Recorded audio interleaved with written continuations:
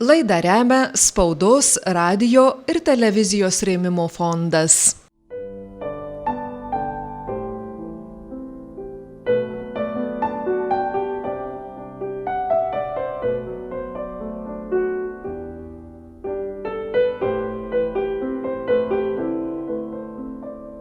Aukštos kalvos, gilūs kloniai, pušynai ir rieduliais nusėti laukai.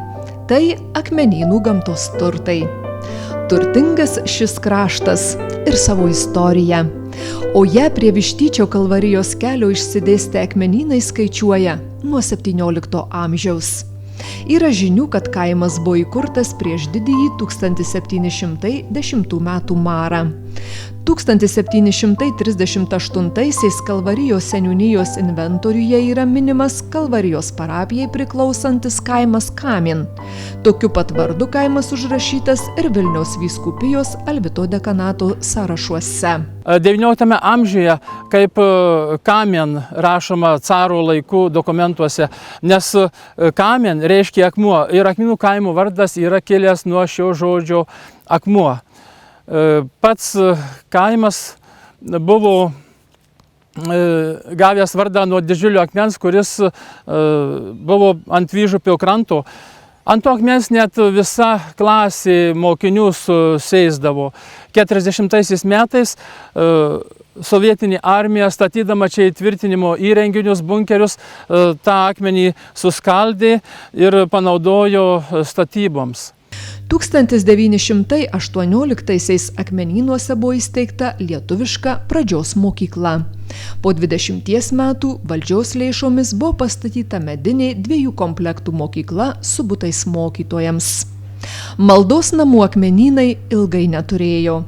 Tik 1940 metais dvarininkas Glinskis Akmenynų parapijos reikalams paskyrė 6 hektarų žemės, tačiau planus pasistatyti bažnyčią nutraukė sovietinė okupacija. Palankios aplinkybės bažnyčiai susiklostė prasidėjus karui, kai bunkerius stačiusi Rusijos kariuomenė palikusi savo turtą pabėgo. Vietiniams gyventojams pradėjusiems dalintis turtą kilo mintis perstačius rusų baraką įsirengti maldos namus. Kalvarijos parapijos klebono Mykolo Krupavičiaus ir vietinių gyventojų rūpesčių pagal inžinieriaus Kazio Garmos projektą iškilo medinė bažnyčia raudonų čerpių stogu. Deja, jie ilgai stovėti nebuvo lemta. Tačiau ji neilgai pastatas buvo, nes čia 44 metais, kada prasidėjo antrasis karo etapas, jau rusų armija, sovietų armija vijo vokiečius.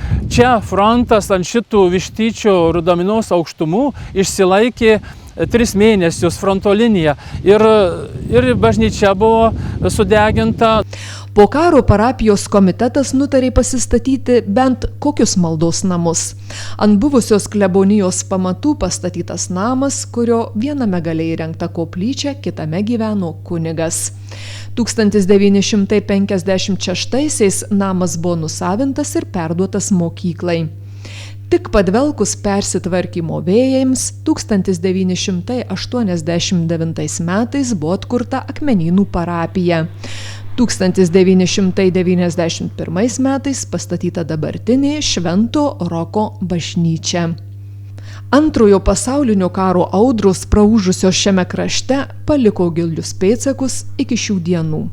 Lietuvą okupavusi Sovietų sąjunga 1941 metų pradžioje pradėjo stiprinti savo pasienį. Į Akmenynus buvo atsiųstas sovietinės kariuomenės dalinys gynybiniams įtvirtinimams įrengti. Akmenynų kaimas buvo pasirinktas neatsitiktinai. Per jį ėjo pagrindinis pasienio kelias, jungiantis Vištytį su Kalvarija. Jie, kaip žinome, buvo visų Lietuvos pakraščių, nuo Baltijos jūros iki Gardino. Ir šiame ruože, Kauno ruože, čia buvo numatyta pastatyti daugiau kaip 100 bunkerių ir jie buvo statomi Akmenynuose keliomis linijomis. Viena linija bunkerių buvo prie kelio Vištytis Kalvarija, o kita prie kelio akmenynai pagraužiai. Ir čia gyveno labai daug rusų kareivių, daugiausia darbo batalionų vyrų. Jie pas vietinius gyventojus kluonuose, tai buvo gegužės birželio mėnesiais, tai 41 jau metais jie čia apsigyvenę buvo. Akmenynuose buvo jų centras, buvo barakai padaryti čia ir kinas rodomas, kurį susirinkdavo vietiniai gyventojai pažiūrėti vakarais. Iki to laiko jie buvo net nematę kino. Tai buvo sandėliai pas kitus gyventojus ir aprūpinimas. Aišku, visi darbai buvo atliekami rankomis, karučiais. Vieną tik tai automobilį čia, kaip gyventojai pasakoja, turėjau, tai 1,5 tonį vadinama palūtarkė. Ir kadangi daug čia akmenų, tai buvo prie pat akmenynų centro akmens skaldykla ir ten vežami akmenys, vietiniai gyventojai vežimais rinkdavo, veždavo juos ir skaldydavo skaldykloje ir buvo statomi bunkeriai. Tie bunkeriai buvo numatyta pabaigti apie 42 metus, bet 41 birželio 22 dieną prasidėjus karo veiksmams darbai nebuvo užbaigti.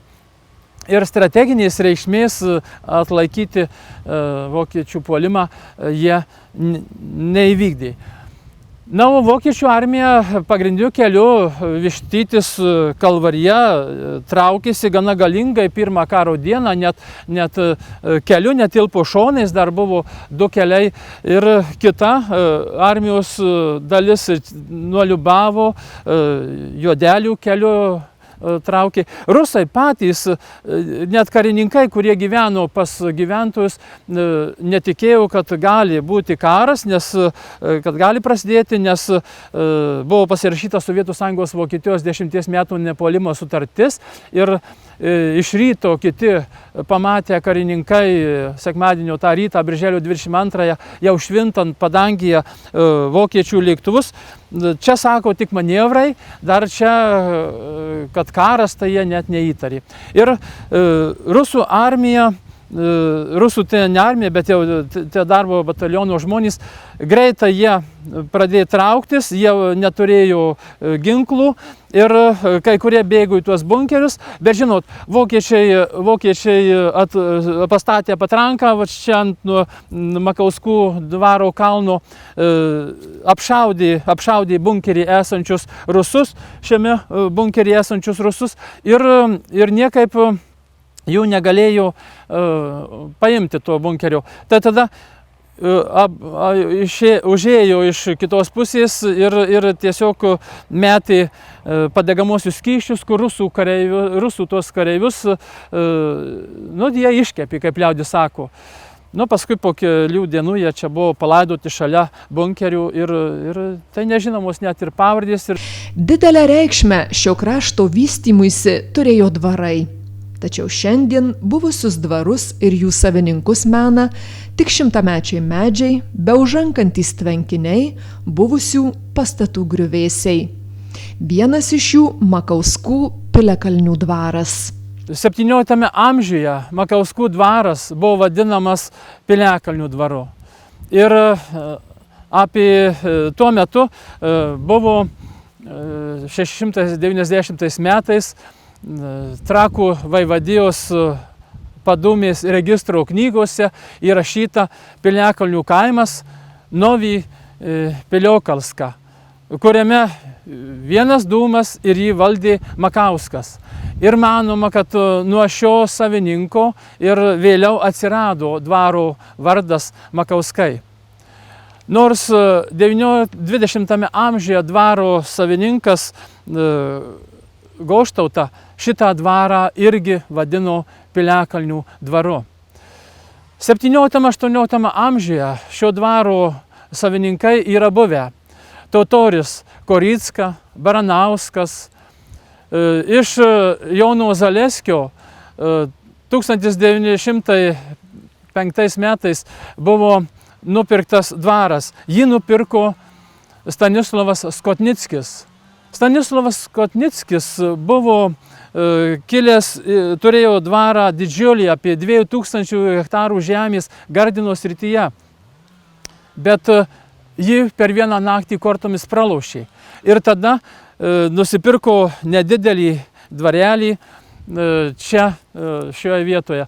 Skotnickis, kai nusipirko dvarą, jis didžiavosi savo dvaru, lygiais laukais, kurie tiesiog išsiskyrė iš kitų to krašto dvarų. Jis vaikščiodavo pasiramščiuodamas kriukiu, tai toks atlenkiamas būdavo, iš kurio galima padaryti kėdutę, atsisėsti. Ir jis buvo grynas lenkas ir dažnai net vietiniai gyventojai ateidavo pas jį pasikalbėti, kaip jis turėjo radiją, tai pasiklausyti radio, ir jis sakydavo, kad Lietuvos laikrodis rodo pagal Varšavą. Vykdant žemės reformą 1923 metais iš 237 hektarų Makauskų dvaro buvo palikta tik 80 hektarų. Skotnickis turėjo puikią biblioteką ir jo dukra Liucija taip pat gavo didelius visus literatūrinius ir socialinės žinias, mėgo skaityti prancūziškai. Šita biblioteka buvo 1944 metais sunaikinta. Žymios Lenkų bajorų giminės atstovas Stanislovas Skotnickis mirė 1938 metais ir buvo palaidotas Liubavo kapinėse. Tarpukariu Makauskų piliakalnių dvaro savininku tapus Skotnickio žentui Vaclovui Goštautui daug kas pasikeitė. Goštauta, buvęs Lietuvos savanoris, daug prisidėjęs prie 18-20 metų Lietuvos valstybės kūrimo. Jo tėvas gyvenęs Kretingavoje, Tiškevičiaus dvare dirbęs ūkvedžiu, taip kad ir sūnus turėjo daug žinių ir apie žemės ūkį, ir jis, kai čia pradėjo valdyti šį dvarą, buvo diegiami nauji ūkininkavimo metodai, naudojama geresnė technika. Kai Vaclovas Goštautas nusipirko traktorių, tai visi išgirdę tą garsą bėgdavo ant kalnelių ir stebėdavo, kaip dirba ši nauja technika, kurios aplinkiniuose čia kaimuose dar niekas buvo nematę. Dvaras didelę prabangą nepasižymėjo. Baldai kuklūs, visus stebino olandų veislės stambios karvės. Laikoma nemažai arklių. Pati Liucija Goštautienė didelį dėmesį skyrė arkliams. Stanislovas Goštauta buvo Vilkaviškio apskrities viršininkas, vėliau Marijampolės apskrities viršininkas. Todėl šiame dvare jis retai kada, tik savaitgaliais, apsistodavo, atvažiuodavo čia, ir dvarą prižiūrėjo ūkvedys Asijevičius. Ir kadangi tokias aukštas pareigas užėmė Goštautas, tai jis ir turėjo automobilį. Su automobiliu irgi įdomus dalykai. Kai didžiausias Marijampolės apskrities ponas, kai nusipirko vežimą be arklių, visiems tai buvo labai įdomu. Ir tas vežimas ne toks kaip kaimo vežimai. Susirinkdavo aplinkinių kaimų žmonės, jau vaikai jo apžiūrėti to automobilio. O kaimo vaikai pamatę dulkėtų keliu būdviečiai Makauskai, parvažiuojantį iš Vilkaviškio Goštautą, tai tiesiog bėgdavo iš paskos ir tam dulkių debesį ir vydavosi automobilį. Paskui visą automobilį ir reiškia dulkių debesimi ir bėgdavo ir būrys kaimo vaikų. Gyventojai sakydavo, atvažiuoja ponas su guminės ratais. 1940 metais rusams okupavus Lietuvą, Goštautas buvo suimtas. Žemė atimta, palikta tik tai apie 30 hektarų, ir čia buvo įkurta arklių nuomos punktas buvo įkurta. Ir padarytas šio dvaro planas žemės išskirstymo, planas, ir jau vietiniai gyventojai gavę žemės čia pradėjo statytis namus. Goštautas metus laiko išbuvo Marijampolės kalėjime. Ir pirmąją karo dieną ir jau buvo numatyta juos išvežti į Sibirą, buvo padaryti sąrašai, pritrūko tik tai keleto dienų ir jis būtų atsidūręs Sibire. Vokiečių puolimas birželio 22 dieną jį išgelbėjo ir pavyko jiems išsilaisvinti iš Marijampolės kalėjimo, kadangi prižiūrėtojai rusai jau buvo išbėgioję. Ir jis sėkmingai grįžo į dvarą. Vokiečių valdžia jam grąžino dvarą, jis dirbo toliau Marijampolės apskrities viršininko darbą ir čia padėdavo, turėjo belaisvių rusų, jie padėdavo dvare dirbti kartu su samdiniais. Atėjant rusų armijai, valdžia stiprino gynybą, buvo kasami apkasai ir prieštankiniai grioviai. Čia ypatingai didelis griovys buvo kasamas Cibavo, Makauskų, Liubavo ruožų ir čia pro pat Piliakalnių dvarą. Apsigyveno čia daugybė gyventojų iš kitų kraštų suvarytų, vokiečių valdžios suvarytų, kasti šitos gynybinius įtvirtinimus. Tačiau nieko tai nepadėjo. 1944 metais Goštautą, artėjant sovietų armijai, nutarė pasitraukti iš Lietuvos.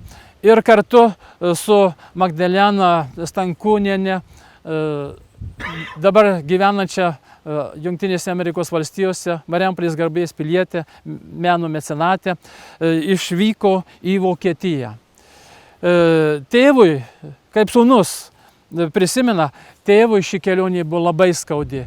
Jis nujautė ir suprato, kad išvažiuojam jau ilgam. Bet tėvas žinojo, kad pervažiavus Vokietijos sieną atgal kelio nebus. Ir jie apsigyveno Vokietijoje, po to Pietų Amerikoje, įkūrė ūkį, vadovavo tropikų ūkiui. Aišku, tai sunkiau sekėsi. 62 metais Vaclovas Goštauta atvyko į Ameriką, į JAV, ir kur jau studijavo jo sūnus Stasys Goštauta 62 metais ir ten mirė. Dvaras irgi buvo vykstant karo veiksmams, dvaras buvo apgriautas, dalis jo pastatų pokaryje buvo nugriauti. Dvaro didybę dabar liudija tik vienintelis pastatas – Kumečių namas. O dabar esame Trempinių dvare. Tiesa jį mena tik medžių alėja, užžėlęs tvenkinys ir istorija, užrašyta uolaus vietos kraštotyrininko. 17 amžiaus pradžioje nuo Gražiškių į pietus kuriami kaimai, bet Trempiniai dar neminimi. Tačiau vėliau Trakų pilies teismų knygose yra randama įrašas apie Trempinių vietovę, Trempnė. Ir ten dvaro pats savininkas Černychas, buvęs Doparto Tarto stalininkas, valdo šį Trempinių žemės junginį. Dvarą vėliau valdė Ezitavičius.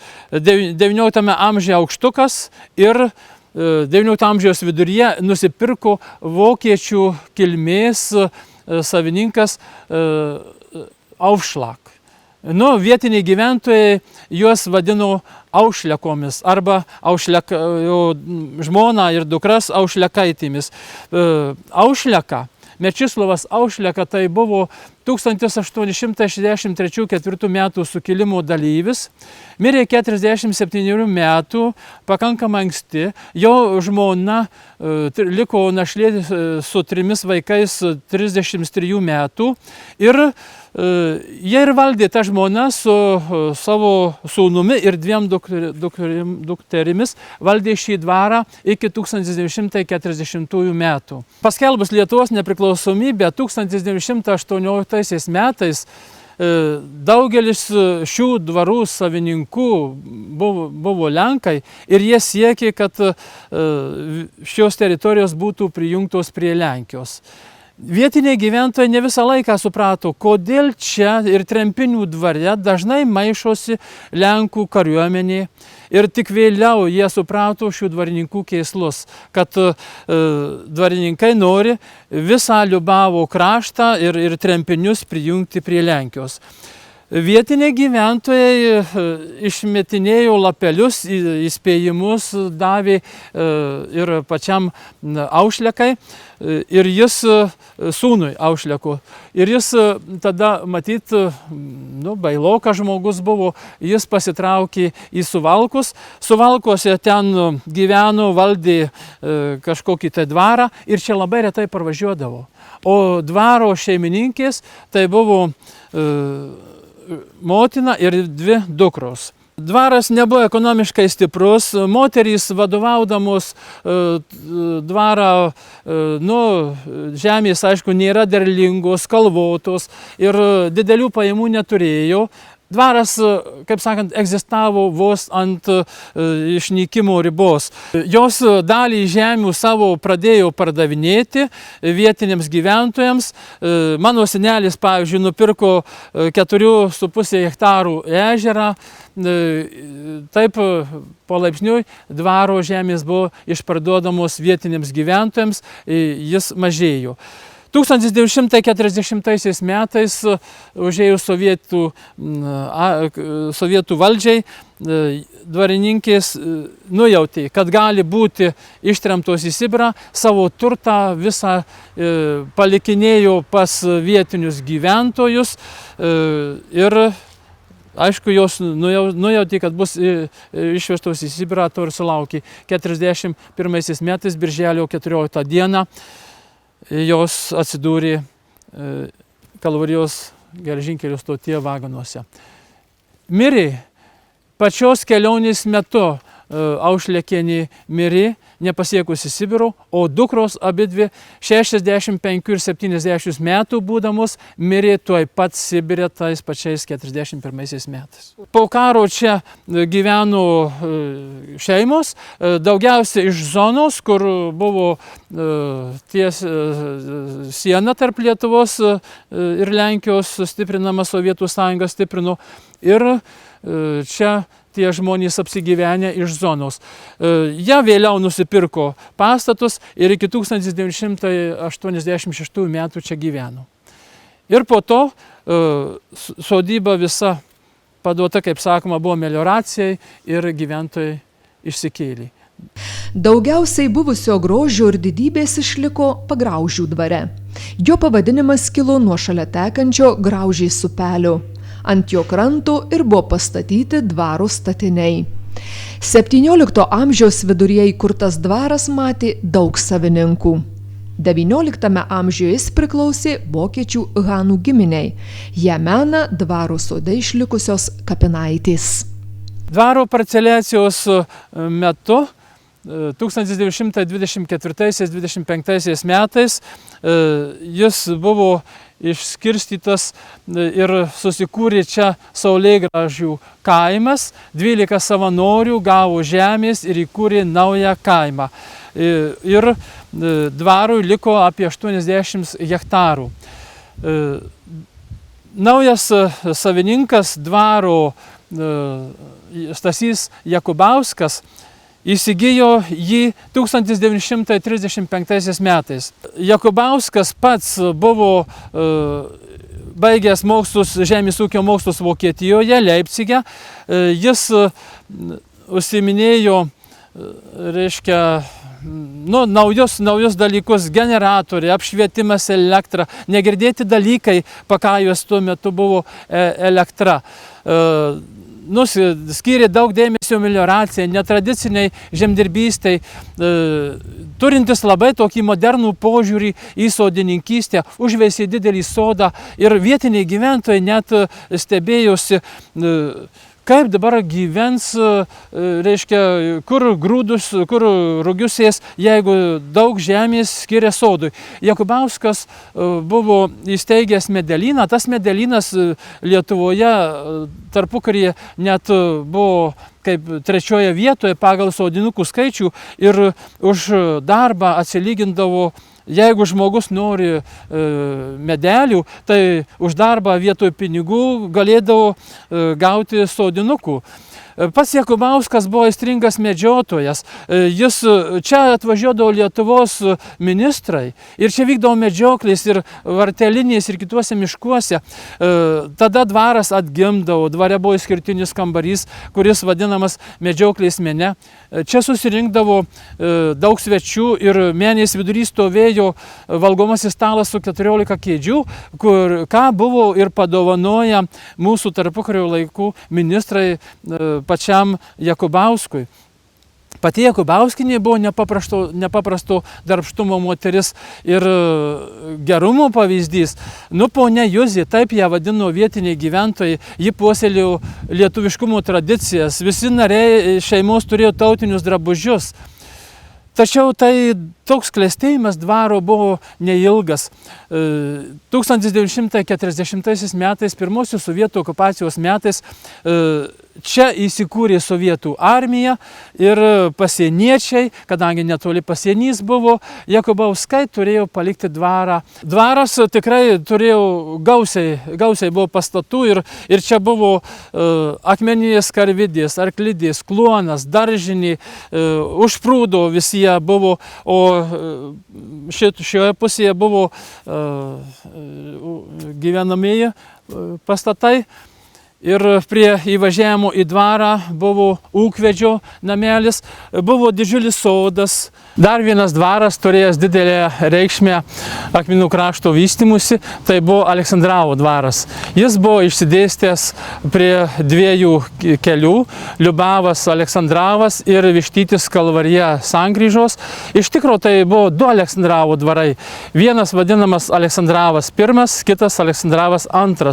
Šie dvarai įsikūrė 17 amžiuje. 18 amžiaus pradžioje praėjęs 1709-1711 metų maras paliko didelį pėdsaką. Net po 12 metų šių valdų valdytojai prašo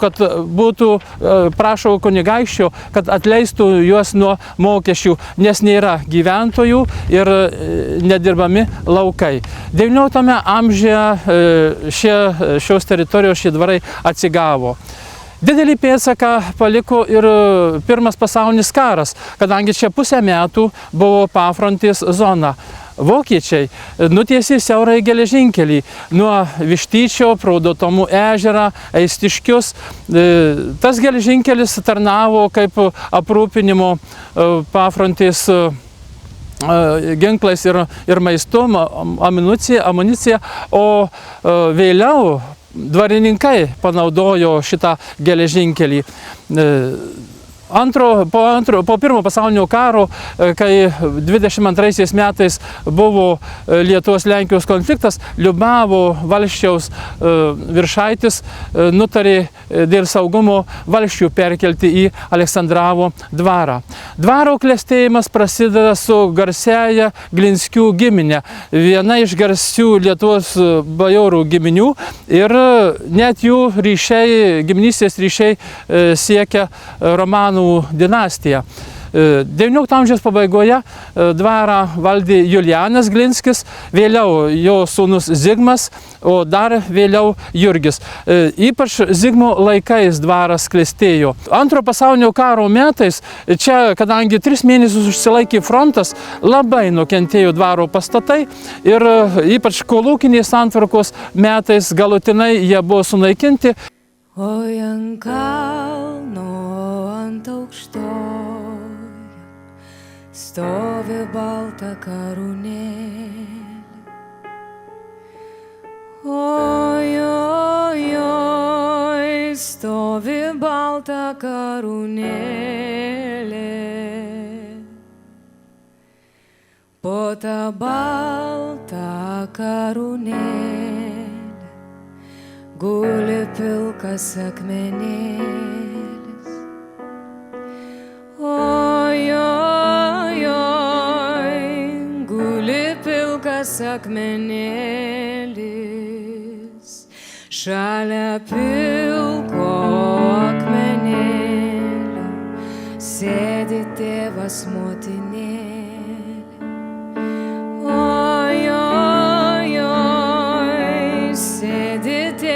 Motinėlė. sėdami raudodami, sąsūnelį karan rengia.